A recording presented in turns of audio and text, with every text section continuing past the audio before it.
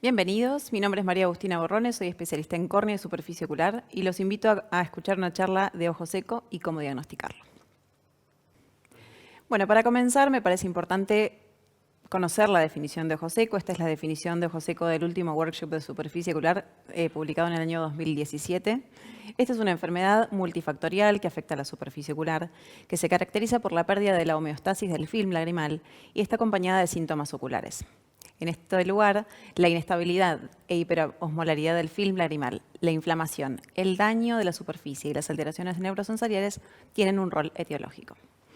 Pero bueno, ¿qué es lo que es importante a la hora de diagnosticar el ojo seco? ¿Y cómo lo vamos a realizar? El ojo seco lo vamos a realizar básicamente conociendo la sintomatología de nuestro paciente, utilizando ciertos test diagnósticos y utilizando luego los test de subclasificación.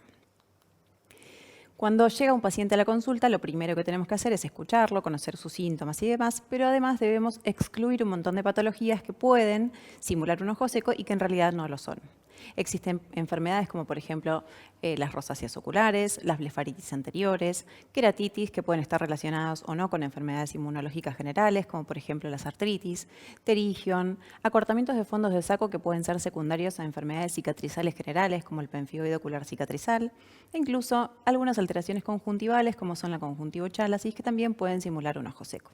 Debemos conocer algunas otras particularidades de nuestro paciente, entonces dirigir un poco las preguntas hacia el paciente, por ejemplo, toma alguna medicación, si los síntomas los presenta en un ojo solo o en los dos, si usa lentes de contacto, si tiene alguna enfermedad en general.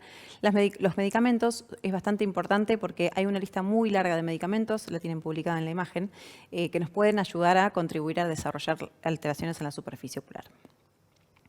Una vez que tenemos a nuestro paciente con toda esta serie de preguntas y nos vamos a enfocar más en el diagnóstico de ojo seco, lo que podemos hacer es utilizar este tipo de cuestionarios que existen como el DEQ5 y el OSDI, que son los dos que más se utilizan para poder definir la sintomatología del paciente y poder acercarnos más al diagnóstico de ojo seco. Como figura en la imagen, hay un montón de cuestionarios que sirven, pero estos son los dos que más se aconsejan utilizar.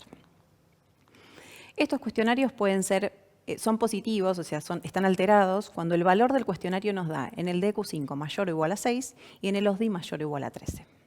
Una vez que tenemos nuestros cuestionarios con los datos alterados, es decir, mayor o igual a 6 en el DQ5 o mayor o igual a 13 en el OSDI, podemos proceder a realizar los exámenes que son los marcadores de homeostasis. Estos son 3 y tenemos el NIBUT, el tiempo de ruptura lagrimal no invasivo o el tiempo de ruptura lagrimal invasivo con fluoresceína, la evaluación de la osmolaridad y la evaluación de la tinción de la superficie ocular. Cuando empezamos a estudiar el tiempo de ruptura lagrimal, podemos evaluarlo de dos maneras. Con el tiempo de ruptura lagrimal no invasivo y con el tiempo de ruptura lagrimal en el consultorio instilando fluoresceína. El no invasivo se evalúa con distintos dispositivos electrónicos y estos equipos logran detectar a veces antes el tiempo de ruptura de la lágrima que lo que puede detectar el ojo humano. Cuando uno instila fluoresceína, el tiempo de ruptura lagrimal que se considera normal es de alrededor de 10 segundos. El otro marcador de homeostasis se considera la osmolaridad y evaluamos la osmolaridad en un laboratorio o lo podemos evaluar con este tipo de dispositivos como son el TearLab. Se considera un dato positivo una osmolaridad en uno de los ojos de 308 miliosmoles por litro o una diferencia entre ambos ojos de 8 miliosmoles por litro.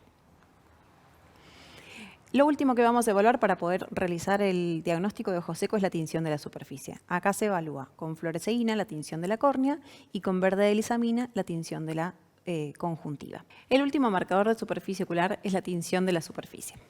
Para esto vamos a utilizar un score que se fue publicado en el año 2010 y en el que se utiliza la doble tinción con fluoresceína y con verde de lisamina. Se considera positivo una tinción corneal de más de 5 puntos y se considera positivo una tinción conjuntival de más de 9 puntos. Una vez que tenemos la clasificación o el diagnóstico de nuestro ojo seco, vamos a subclasificarlo en lo que es un ojo seco acuoso o un ojo seco evaporativo. Para clasificar el ojo seco acuoso, básicamente lo que vamos a utilizar es la meniscometría. La meniscometría puede realizarse con múltiples dispositivos, con dispositivos electrónicos, se puede realizar con un OCT o se puede realizar simplemente en la evaluación en la lámpara de hendidura.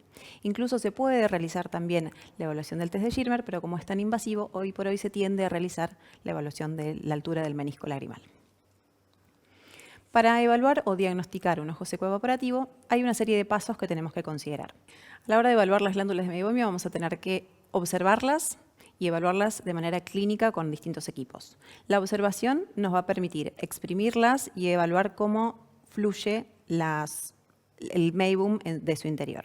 Este meibum puede estar líquido o puede estar algo endurecido, e incluso las glándulas meibumio pueden estar desplazadas hacia algún lado por un tema de tracción y conjuntivalización de la superficie ocular. Además de la evaluación de las glándulas y el diagnóstico de la disfunción de las glándulas, tenemos que evaluar el espesor de la lágrima. Esto se puede evaluar hoy en día con la interferometría.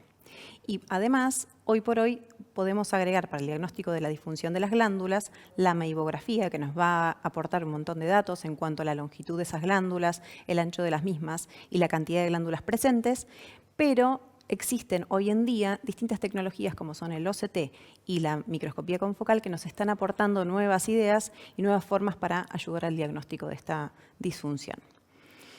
Básicamente, este es el diagrama de flujo. Podemos empezar entonces a hacer los cuestionarios, todo el interrogatorio, pasando por el OSDI o el DQ5.